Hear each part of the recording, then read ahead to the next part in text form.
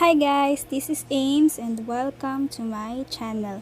So for today's video, mag-a-unbox na naman tayo.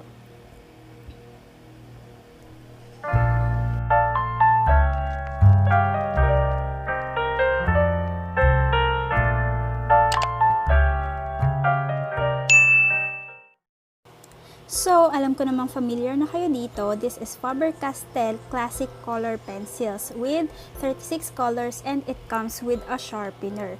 So, these are the colors that are available in this package and it is 469.75 cents or 470 pesos. At dahil nga malapit na tayo mag 1,000 subscribers, mamimigay tayo ng Faber Castell Classic Color Pencils. So, abangan nyo na lang ang mechanics. So, unlike Prisma, ang lalagyan ng Faber Castell ay karton and it is a drawer type. Hindi mo siya mabubuksan unless i-pull out mo ang tab na to. Okay din siya, at least may security ka na di siya basta-basta magbubukas kung sakaling nasa loob siya ng bag mo. And it comes with 2 trays or layers. Sa selection naman ng colors, meron na siyang classic gold and silver. Available na din ang colors for skin tones, which is good for portrait artists like me. So we will test its blendability. I will use the primary colors yellow and blue.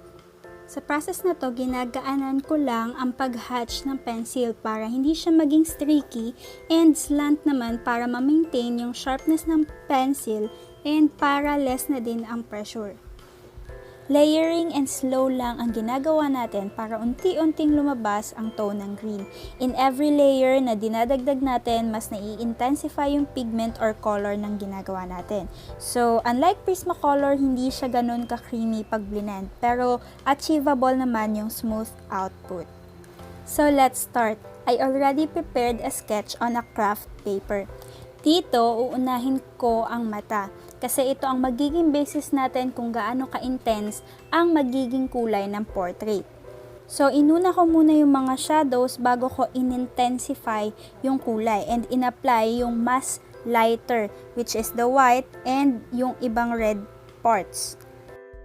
When it comes to skin tone naman, light hatching ang ginagawa ko and layering hanggang sa ma-build up ko yung tone na gusto kong ma-achieve. Make sure na matalas ang pagkakatasa sa lapis so that mas smooth yung output na magagawa natin.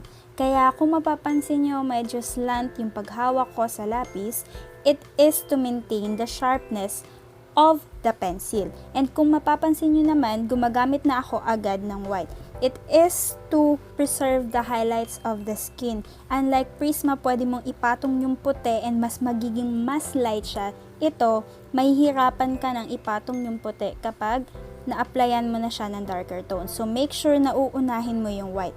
And hindi siya madiin.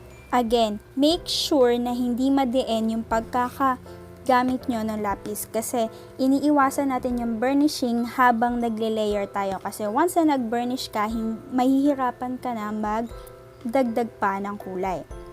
May konting kaibahan yung technique na ginagawa natin sa Faber Castell Classic Color kasi ang Prismacolor ay medyo soft and creamy. Meron siyang oil pastel-like characteristic kaya mas madali siyang i-blend. Unlike ng Faber Castell, medyo hard kaya hatching and dahan-dahan natin siyang ginagawa to avoid the streakiness.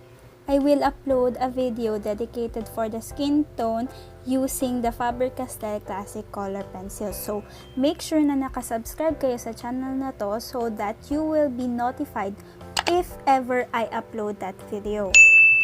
Anyway guys, the tips and techniques that I am sharing to you now are just my preferences. This is just my knowledge 3 years simula nung una kong ginamit itong medium na to.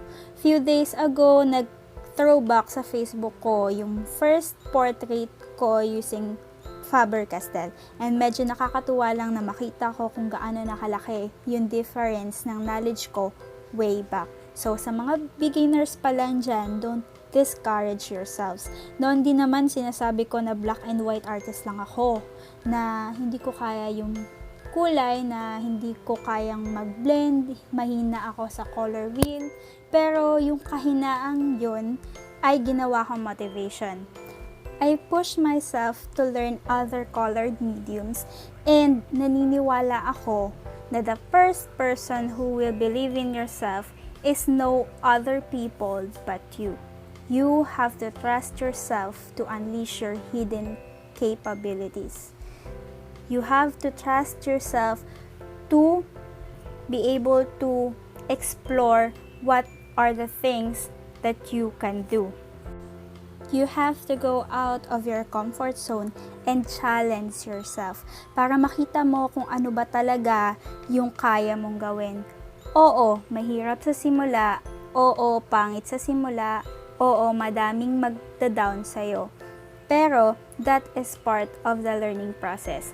Pero, once na na-achieve mo na yung gusto mo, doon mo makikita kung gaano ka worth it yung pinaghirapan mo.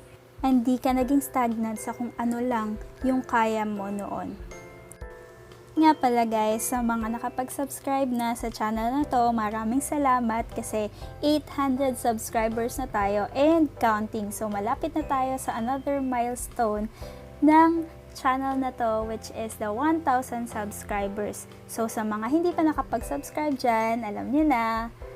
So for today's video, mag-giveaway tayo ng Faber Castell Classic Color Pencils, which is the 36 colors. It is supposed to be 48 colors pero hindi available yung ganong selection sa National Bookstore sa SM Manila. I don't know why, kung bakit wala siya, maybe out of stock or siguro nagpalit na sila ng bilang ng color pencils. Kasi dati alam ko walang 36 colors. Tama ba? Correct me if I'm wrong sa comment section. But I was really looking for 48 colors para man maging worth it. And sobrang tagal ko talaga doon sa SM Manila, sa NBS. As in, pinapagalitan na ako ng kasama ko kasi nga may iba kaming pupuntahan. So, I grabbed the 36 colors. Kaya sa mapipili dito sa giveaway na to, sana ingatan niyo tong colored pencils na to kasi isa to sa mga unang mediums na trinay ko sa portraiture.